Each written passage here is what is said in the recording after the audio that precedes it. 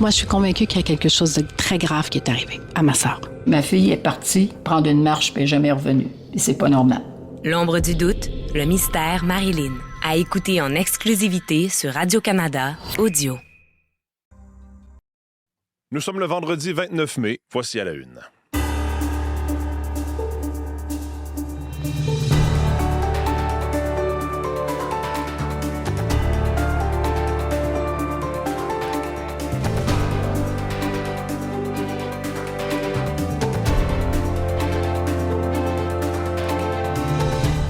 Bonjour, bon vendredi, bienvenue à l'émission Mathieu Bellumeur au microphone. Content de vous retrouver ce matin. Merci à Jean-Sébastien Bernatchez qui a pris la relève, hier matin.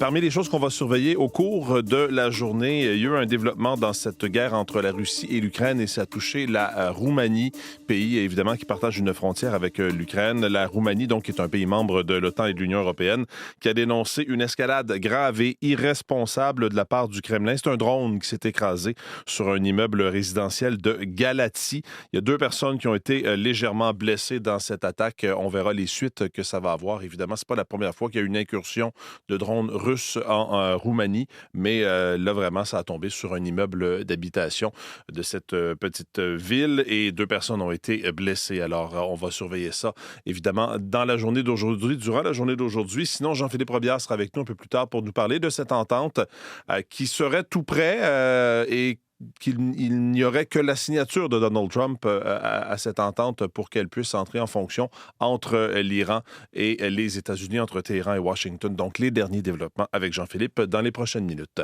Sinon, en studio, Élise Jeté au Culturel est là avec nous aujourd'hui. Bonjour, Élise. Bonjour, Mathieu. Et Véronique Méran est à mes côtés aussi pour la météo. Bonjour. Véronique. On va se parler ensemble un peu plus tard à l'émission des Franco de Montréal qui ont dévoilé la liste des artistes qui sont en lice pour le prix Félix Leclerc. Le prix Félix Leclerc qui célèbre la relève francophone au Québec. Et c'est vraiment intéressant parce que ça va dans tous les sens. Il y a des artistes qui font un peu de tout dans cette belle liste-là de 10 artistes. Et on va révéler durant les Franco qui sera le grand gagnant ou la grande gagnante de ce prix cette année. C'est la 30e année qu'on remet le prix Félix Leclerc. On va y revenir donc plus tard à l'émission. À tantôt, Élise. Faisons tout de suite le tour des prévisions de la météo. De la pluie aujourd'hui? Oui, de la pluie aujourd'hui, un peu de pluie dimanche et une belle journée entre ça, quand même, celle de samedi. Okay. Donc, on en aura un peu pour tous les goûts, mais aujourd'hui, c'est pas très agréable ce qui s'en vient parce que oui, il y a de la pluie, mais il y a aussi du temps frais et du vent. Alors, combinaison de 3 facteurs un peu inintéressants dans la même journée. Hein? Donc, cette pluie-là, ça va commencer tranquillement ce matin. Pluie qui sera quand même assez soutenue. On a émis des avertissements du côté d'Environnement Canada, donc pour la Montérégie, secteur de l'Estrie, en s'en allant vers Drummondville, Québec, Lanaudière, Laurentides par endroit. Ça veut dire du 30 à 50 mm de précipitations jusqu'à la fin de la nuit parce que ça va cesser en fin de nuit et se dégager pour la journée de samedi. Alors, pluie débutant ce matin, il y a des risques d'orage d'imbriquer là-dedans cet après-midi. Les températures oscilleront autour de 13 à 16 degrés, peut-être 18-20 là, pour Montréal et l'Outaouais, seront à la baisse en cours d'après-midi. Les vents vont prendre de la force pour souffler entre 30 et 50 km à l'heure, mais ce soir, cette nuit, il y aura des pointes à 40, 60, 70 km à l'heure par endroit et les minimums seront autour de 7 degrés seulement la nuit prochaine. Donc, pluvieux, venteux et frais. Dégagement samedi. L'Estrie, ça va se faire le dégagement au cours de la matinée. Ailleurs, il devrait faire beau assez rapidement. Les températures seront légèrement sous les normales avec les vents du nord qui vont rester présents samedi, un 20-40 km à l'heure. On parle de 16 à 19 degrés. Donc, c'est quand même agréable avec le soleil. On a une journée dont on pourra profiter à l'extérieur parce que dimanche, les nuages seront présents le matin. Le régime d'averse va s'installer, mais surtout à compter de l'après-midi dimanche. Et on conserve des températures de 17-20 degrés. Mercure qui remontera tranquillement la semaine prochaine. Du côté de l'Abitibi, les averses cesseront cet après-midi. Il y aura des éclaircies, 11 seulement avec les vents du nord aujourd'hui. Ça reste assez nuageux pour tout l'est du Québec. Ça inclut le Saguenay, le Lac-Saint-Jean, le Bas-Saint-Laurent, la Gaspésie et la Côte-Nord. On a encore un petit peu de pluie par endroit, mais de façon générale, ce sont des nuages et une probabilité d'averses dispersées. de la fraîcheur, 7 à 10 degrés aujourd'hui. Amélioration pour la fin de semaine. La meilleure des 2 journées sera celle de samedi aussi pour l'Est du Québec. En territoire ontarien, on a de la chaleur sur la portion nord. Il fera 28 encore aujourd'hui à Thunder Bay, avec un ciel variable, un régime d'averses d'orage en après-midi. Plutôt beau temps dans l'ensemble, à l'exception d'Ottawa où c'est nuageux. On a des averses qui vont s'infiltrer dans le scénario. Une vingtaine de degrés à Ottawa, mais c'est encore du 26-28 degrés pour Toronto et Windsor. Et la chaleur se poursuit dans l'ouest canadien. Pas du côté de Vancouver, où on passe en mode plus nuageux. 19 degrés, ça se redégagera cet après-midi, mais dans l'ouest, des températures qui décrochent la barre des 30 degrés du côté d'Edmonton, Calgary. Aujourd'hui, on sera légèrement en dessous avec 27. Variable, averse-orage de fin de journée. Le temps plus frais pour l'Alberta sera de retour dès demain, alors que la grande chaleur va perdurer. Sud de la Saskatchewan, Manitoba, on dépasse les 30 encore aujourd'hui, et on sera peut-être légèrement sous les 30 en fin de semaine, mais ça reste du temps estival et chaud. Merci Véronique. Bonne journée, bonne fin de semaine. Olivier Pellerin est là au sport. Bonjour Olivier. Bonjour. Oui, quel choc hier d'apprendre la mort de Claude Lemieux à 60 ans. Tout le monde du hockey a été ébranlé, d'autant qu'on l'avait vu au Centre Bell porter ce flambeau dans les cérémonies d'ouverture avant un match du Canadien. Et personne ne pouvait se douter, effectivement. Plusieurs l'ont rencontré justement lors de ce match numéro 3, alors qu'il avait porté le flambeau à l'entrée du Centre Bell au début de cette rencontre entre le Canadien et les Hurricanes.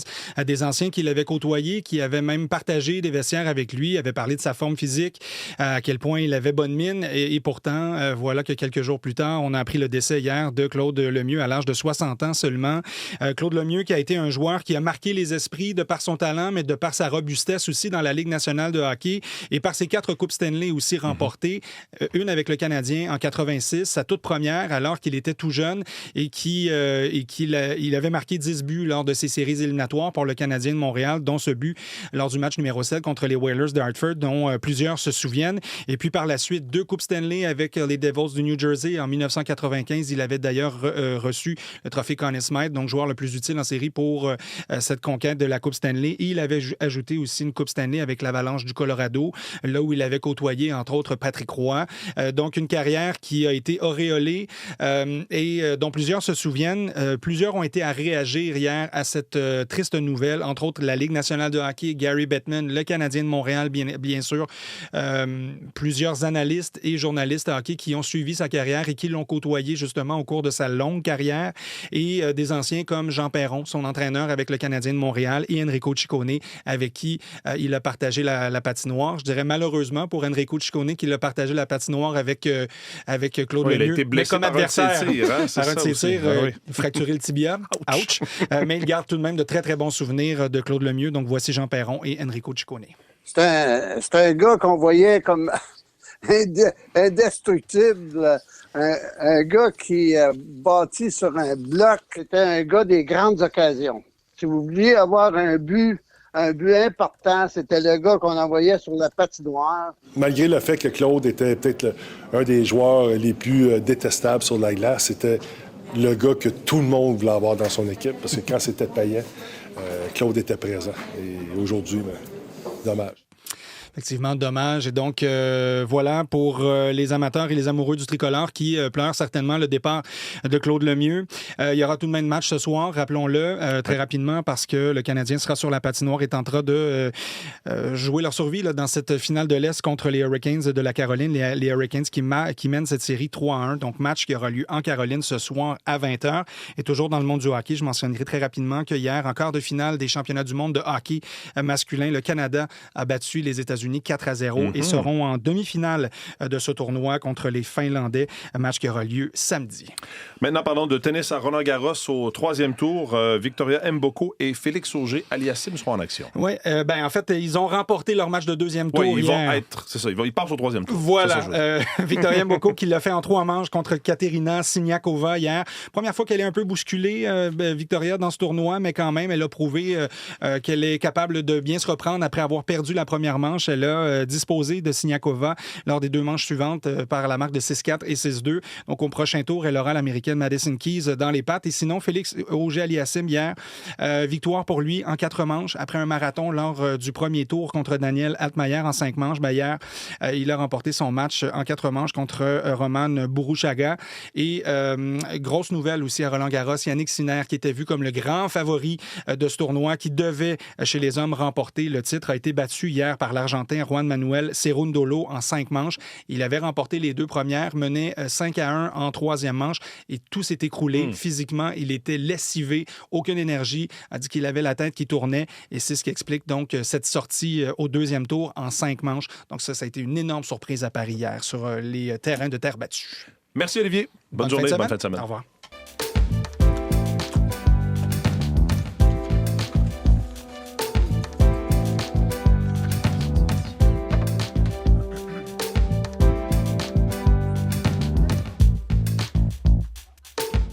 À la une des différents quotidiens de ce matin, on commence par Le Devoir qui titre « Israël étend son contrôle sur la bande de Gaza ». L'armée israélienne s'apprête à étendre son emprise sur la bande de Gaza dans une allocution qui a été prononcée hier par le premier ministre israélien Benjamin Netanyahou. Il a déclaré avoir ordonné à ses troupes de prendre le contrôle de 70% du territoire palestinien, une mainmise qui viole le cessez-le-feu entré en vigueur en octobre, mais qui était prévisible selon des experts à qui Le Devoir a parlé. C'est le cas du professeur Rex Brynan, professeur et expert du Moyen-Orient à l'Université McGill, pour qui il est évident que le cessez-le-feu n'a jamais été respecté. En plus de frappes meurtrières, l'armée israélienne a continué à étendre la zone sous son contrôle. C'est quelque chose qui se produisait déjà de façon constante avant même la déclaration d'hier de Benjamin Netanyahou. Il a dit qu'il espérait même passer à une prise de contrôle de 100% du territoire. Donc, dans ce discours, dans cette déclaration de Benjamin Netanyahou hier, donc les détails dans Le Devoir de ce matin. En une de la presse, il est question donc de son école, quand son école brûle, c'est le titre de l'article. C'est une école dans les Laurentides qui, en septembre dernier, donc a été la proie des flammes. Et puis on revient sur cette année ponctuée, dit la presse, d'obstacles. Les élèves qui vont retrouver un semblant de normalité à l'automne. C'est l'école Val-des-Monts, c'est à Prévost dans les Laurentides, qui en septembre dernier avait été ravagée par les flammes. Donc des élèves qui ont dû être déplacés dans des écoles, mais vous vous doutez bien qu'il n'y avait pas suffisamment d'écoles à proximité pour accueillir tout le monde. Donc, il y a des élèves du primaire qui ont dû faire 40-50 minutes d'autobus à tous les jours. On parle aussi de certaines frictions dans les cours d'école parce que lorsque des élèves de l'école en question, Val-des-Monts, arrivaient dans une autre école, il y a d'autres petits camarades qui disaient qu'ils n'étaient pas le bienvenu. Il a dû y avoir des interventions des directions. On revient donc sur cette année scolaire plus difficile pour ces élèves-là. La bonne nouvelle, c'est qu'il y a une école modulaire qui est en construction. Donc, dès la prochaine rentrée, les jeunes seront de retour à l'école. Les détails dans la presse de ce matin. En une du Journal de Montréal et du Journal de Québec, on revient sur la mort de Claude Lemieux. Et puis, on continue de parler de cette fièvre des séries. Cette fois, le journal nous amène au CHU Sainte-Justine, hôpital pour enfants, bien sûr. Des patients qui rêvent à la coupe. La fièvre des séries s'invite comme remède au centre hospitalier universitaire Sainte-Justine. On nous donne plusieurs exemples de jeunes. Par exemple, ce jeune de 14 ans, Sébastien Cook, qui ne manque pas une partie depuis le début des séries. Il a décoré sa chambre entièrement. Il a dû être opéré à la colonne vertébrale. Et donc, évidemment, ces moments-là, la partie, c'est une pause, si on veut, dans les traitements. On oublie qu'on est à l'hôpital et puis on vit la fièvre des séries. C'est le cas notamment d'une jeune fille de 12 ans, Joé Emmanuel Battant, qui est une passionnée de hockey. Et puis, l'équipe médicale autour d'elle lui donne des soins avant la partie pour qu'elle puisse justement l'écouter en paix, cette partie-là. Donc, témoignage dans le Journal de Montréal et dans le Journal de Québec de ce matin. En une du Globe and Mail, le premier ministre Mark Carney vante à New York la valeur de l'intégration économique avec les États-Unis. Il a même utilisé le slogan MAGA, Make America Great Again, en disant que si le Canada, un Canada fort peut aider l'Amérique, peut aider à rendre à l'Amérique sa grandeur, comme le dit Donald Trump. Il a parlé d'un nouveau partenariat entre le Canada et les États-Unis, qu'Ottawa cherche à reprendre les négociations avant un examen évidemment crucial de l'ASEUM. Des remarques donc qui adoptaient un ton plus conciliant après des mois difficiles. M. Carney avait averti qu'une intégration économique accrue avec les États-Unis constituait une faiblesse. Il était allé assez loin, donc, dans ses déclarations, là, à adopter un ton plus conciliant devant l'Economic Club de New York. Un discours qu'on dit très médiatisé, même du côté américain, même aux États-Unis. Donc, vous pourrez lire le résumé dans le Globe and Mail. Puis, je termine avec le site de Radio-Canada qui nous parle du plus grand sommet sur la sécurité en Asie qui s'ouvre aujourd'hui sous fond de crise. C'est le sommet Shangri-La. Article de notre correspondant en Asie, Philippe Leblanc. Il sera évidemment question de guerre en Iran, de l'avenir de Taïwan. L'édition 2026 s'ouvre donc aujourd'hui, au moment où les alliés asiatiques de Washington se demandent si la région demeure une priorité pour les États-Unis, alors que l'administration Trump est déjà engagée au Moyen-Orient et en Europe. Donc, l'article de Philippe à lire sur le site de Radio-Canada.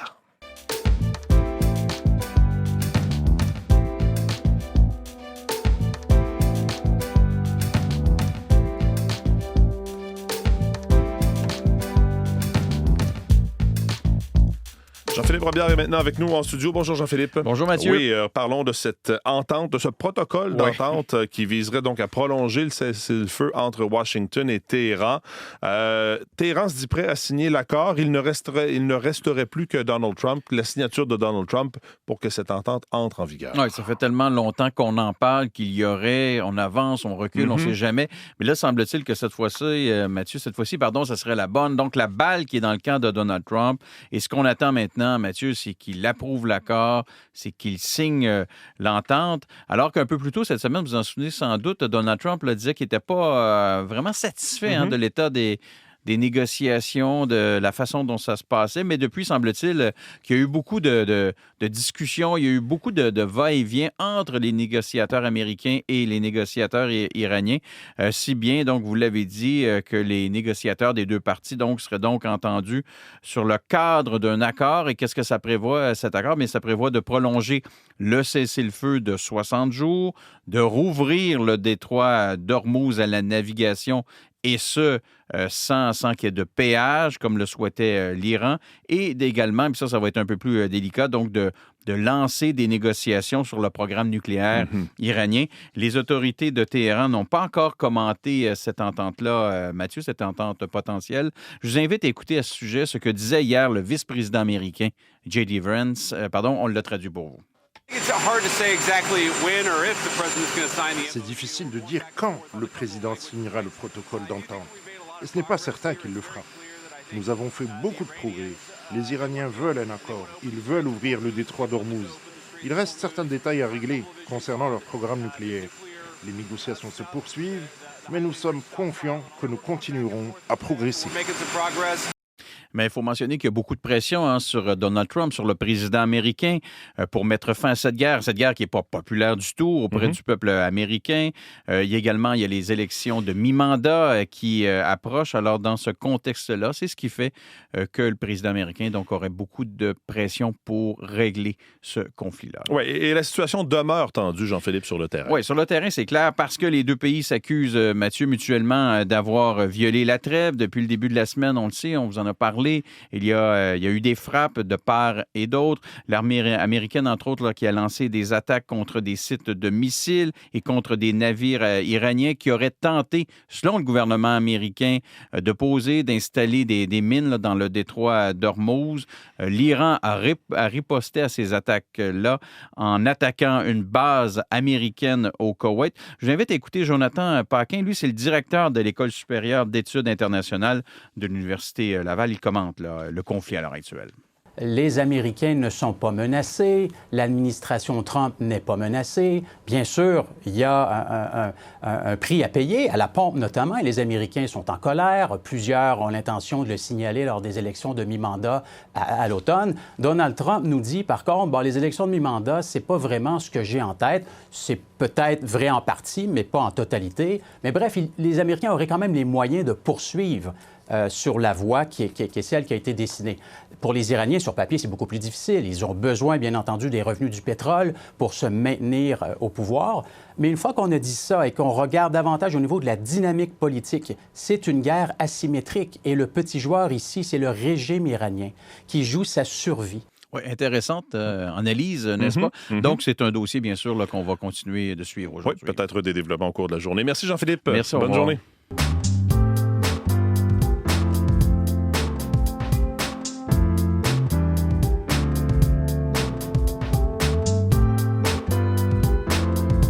Élise Jeté de retour en studio. Donc oui, liste des 10 artistes en lice à surveiller. C'est un bel exercice de diction. Pas pire. Pour le prix Félix Leclerc de la chanson 2026. Oui, Alphonse Bisaillon, Marie-Céleste, Camilou, Naomi, Édouard Tremblay-Grenier, Kiniji, Marco Emma, Lisandre, Grand-Eugène et Vanille sont en nomination cette année. Des noms à retenir, je dirais, retenez-les tous, mais il y aura un gagnant ou une gagnante. Le ou la lauréate va être dévoilé pendant les Franco de Montréal en juin, qui vont aussi souligner cette année le 30e anniversaire de ce prix-là, un prix qui a été créé pour encourager la relève de la chanson francophone. Qu'est-ce que ça donne gagner ce prix-là? D'abord, une bourse de 10 000 $, qui n'est pas rien quand on est un artiste de la relève. Également, la personne gagnante pourra participer aux Francopholies de La Rochelle en France et donc ouvrir ce marché-là et participer aussi à une résidence artistique en France. Donc, c'est très profitable pour l'artiste de gagner ce prix. De l'argent et de la visibilité. Exact. Et ce qu'il faut savoir, c'est que les 10 candidats en liste font partie de la programmation des Franco. Donc, vous pouvez tous les voir durant le festival. Et normalement, l'organisation des Franco vient surprendre l'artiste sur scène durant son spectacle pour lui dire qu'il ou elle a gagné et donc remettre le prix devant le public. Donc, c'est toujours un moment bien spécial. Là, je ne pouvais pas vous faire entendre les 10 nommés. Ça aurait été un peu long. Donc, j'en ai choisi un que j'écoute beaucoup ces temps-ci, Grand-Eugène. Voici la chanson Cimetière.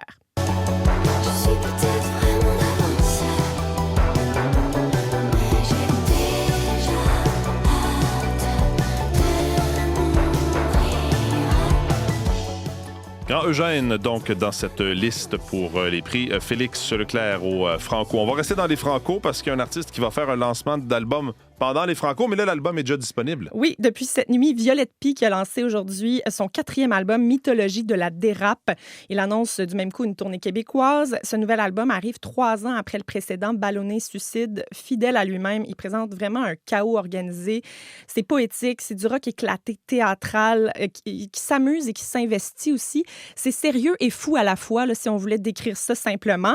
Le lancement officiel de l'album, 17 juin dans le cadre des Franco, mais l'album Mythologie de la dérape disponible dès maintenant. On va entendre la chanson Égrégore reptilien. Peut-être qu'un jour tout ira mieux au soleil. L'égrégore reptilien flotte au-dessus de la rivière. Peut-être qu'un jour... Violette Pie, donc, avec de la bonne distorsion ce matin. Ça réveille. Ça réveille. Ouais. Parlons de ce court-métrage, oui, d'animation. La jeune fille qui pleurait des perles qui a remporté le prix du meilleur court-métrage d'animation au prix Écran canadien. Cette fable réalisée en animation image par image, ça se déroule dans le Montréal du début des années du 20e siècle. On a beaucoup parlé de ce court-métrage cet hiver, notamment parce qu'ils ont gagné ils ont remporté l'Oscar du meilleur court-métrage d'animation pour ce beau film-là en mars dernier. La cérémonie des prix Écran canadien hier a aussi récompensé plusieurs autres films, dont le long-métrage post-apocalyptique 40 Acres, qui s'est imposé avec 9 récompenses en tout. Et puis, on va terminer en musique avec une nouvelle chanson pour Fanny Bloom. Oui, elle lance la chanson Piège à charme, une pièce écrite spécialement pour la grande finale de la série télé Annie et Joey, diffusée ce printemps à Série Plus. On a pu voir la série depuis le 8 avril. Ça s'est terminé cette semaine, mercredi. Et Fanny Bloom a également signé toute la musique de la série avec Thomas Hébert, 8 épisodes. Elle a dit que la production n'avait pas nécessairement demandé une chanson pour la fin, mais elle était trop inspirée. Donc, elle a décidé d'y aller. On va entendre un extrait. Ça s'appelle Piège à charme. Mes deux mains, le bonheur ici ne s'en va jamais.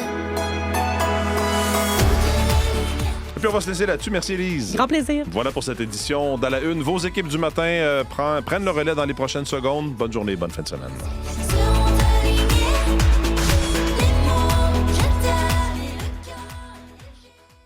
Kingston Falls, c'est là où il fait bon vivre. C'est même écrit sur nos pancartes. Moi, je suis en congé depuis à peu près 10 minutes quand le poste m'a appelé. Boss, on a retrouvé un corps au bout du champ des Lebrun. Depuis ce jour-là, on cherche à identifier notre John Doe puis à trouver qui c'est qui a fait ça. Mais là-dedans, je soupçonne qui, moi? Tout le monde se connaît. Bienvenue à Kingston Falls. Regardez maintenant sur ici-tout.tv Extra.